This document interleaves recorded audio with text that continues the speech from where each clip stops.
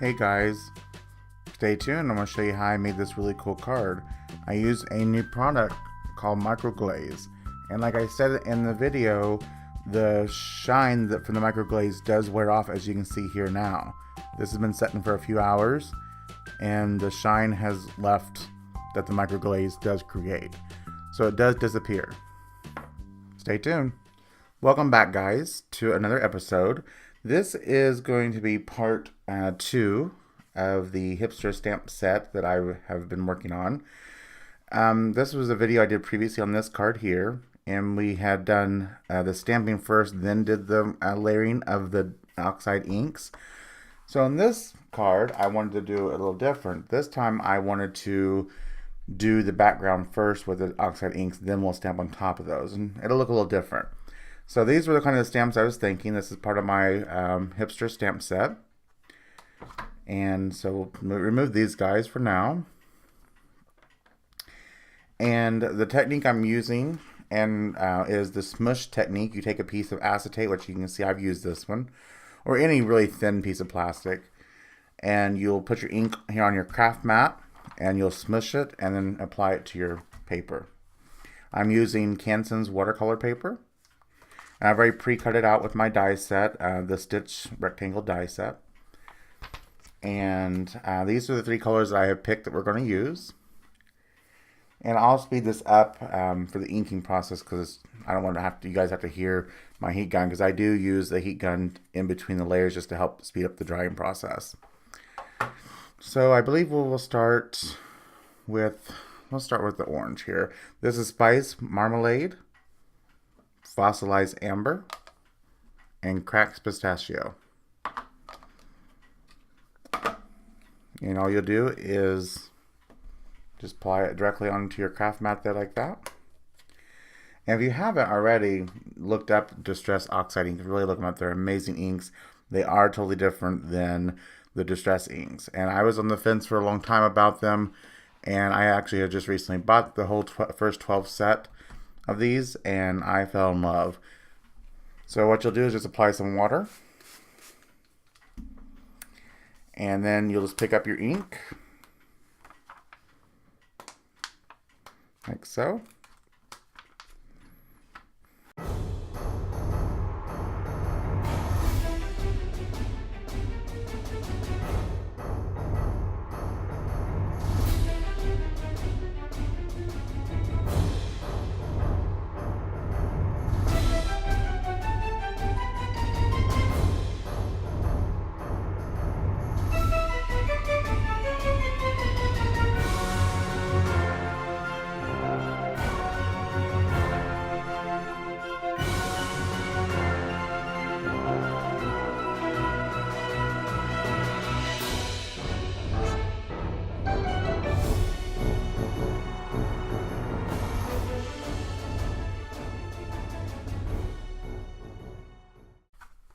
Here's our background, and like I said, I just love this Distress ink. It has a really amazing texture, almost like chalk texture, but doesn't rub off.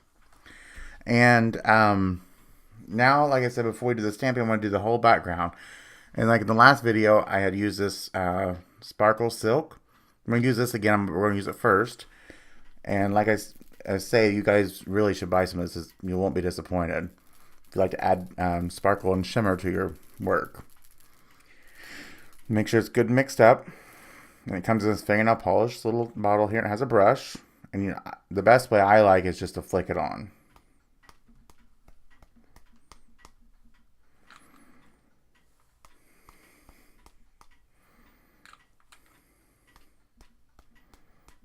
And what's really neat is it does react with this Distress ink to where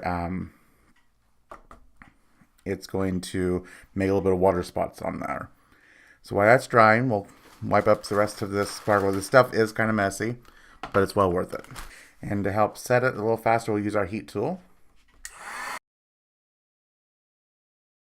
If you guys wonder why I do that flip it over with a heat tool, it does kind of help flatten it out the other way. So that's the reason why I do that in a lot of my videos.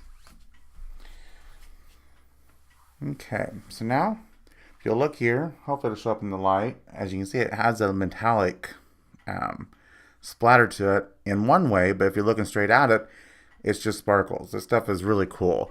So I do have a link in my description for this where you can buy it. Ken Hess will be your journey coach, kind of like the person who he gets like a commission for selling this. He's like the person that sells it, like a rep for this company.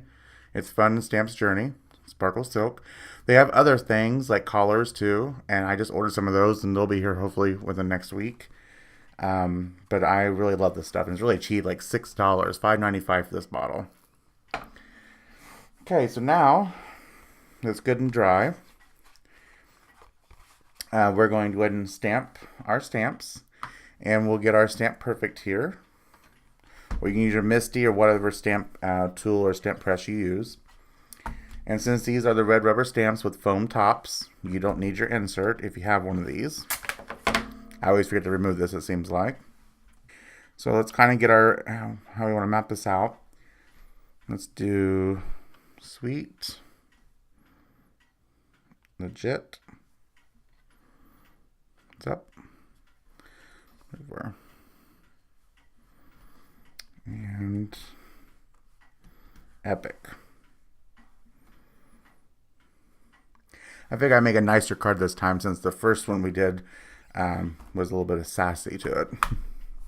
So pick your stamps up. And I like using my Spellbinder Celebrations.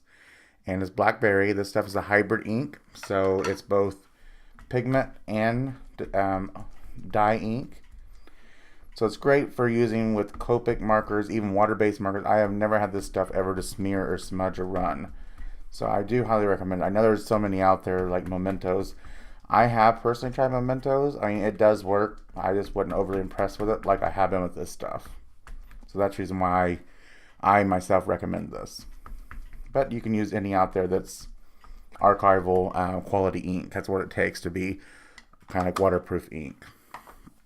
So we'll stamp.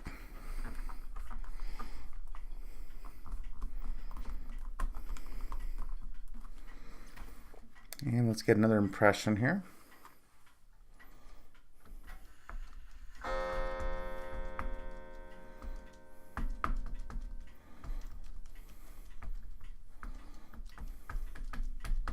I like to really lather the ink on, just get you better impressions.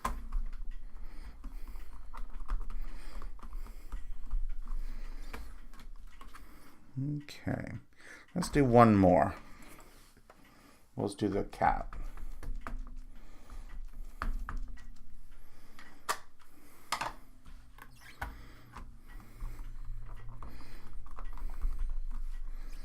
Okay. So now, pull those out. I just like to wipe off my stamps just a little bit.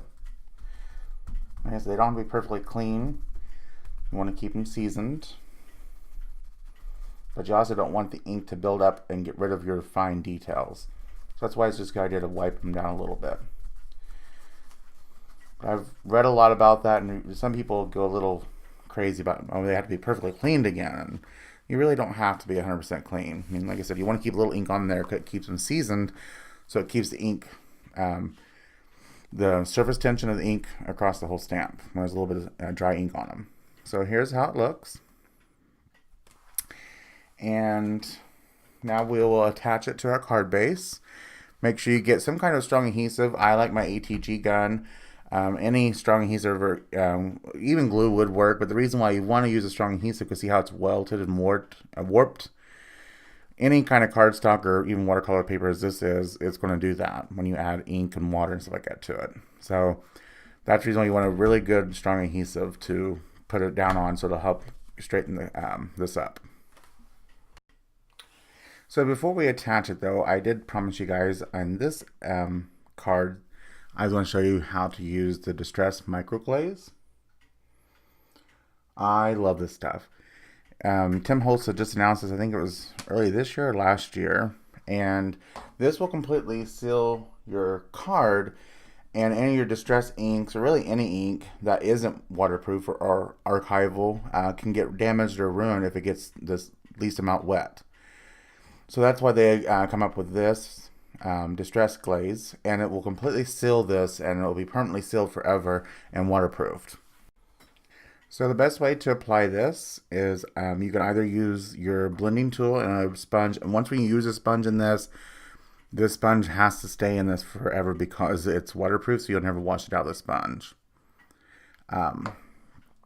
Or what I personally like to do too, just use your finger, and it doesn't take much. You just put a very thin layer over the whole card. And you'll just keep doing it until you feel your finger go dry. And at first the card does look like it's slick and it looks like you might be losing the chalkiness of the Distress Oxide ink, and don't panic, it does come back. Because what you'll do is after you apply this, we will then buff off any of the excess. And then this stuff has, I believe it has alcohol base. So after it sets even for a couple hours on the card, even after you buffed it off, a lot of that chalkiness does return because a lot of this does evaporate. I think that's what I read. This is alcohol based, this stuff is. So it does continue to come off the card as time comes on. Not that the waterproof ever comes off, but the shimmer, the shine that it gives at first. You know, either you can use a rag or you can use a piece of paper towel like I'm here, and you just buffer all that off. And see, it did not hurt our shimmer silk or sparkle silk. It's kind of a little harder to see right now because, like I said, it does add a shimmer to the card, but that does go away after a while, I promise. And as you can see here, everything's still good, and I'll show you how it's waterproof now. With Distress ink, you would never do that. And there we go. I know this looks like you got some ink there. It's just the residual from the stuff. But your card is not damaged at all. So it's a good way to seal cards and not have to ever worry about them getting damaged ever again. So now we will add this to our card base now. Which I already have this one ready to go. I like to always stamp my cards with a little handmade message on the backs.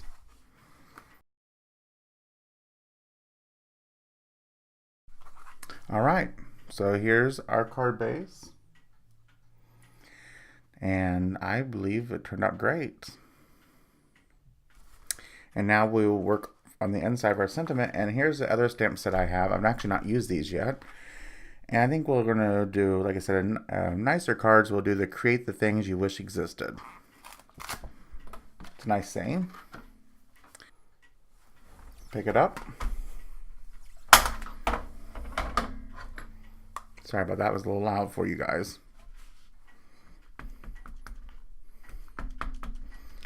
Since this stamp has never been used yet, it's probably going to take a couple stampings to get a good, clean impression. Which is another reason why I like using the Stamp Perfect tool.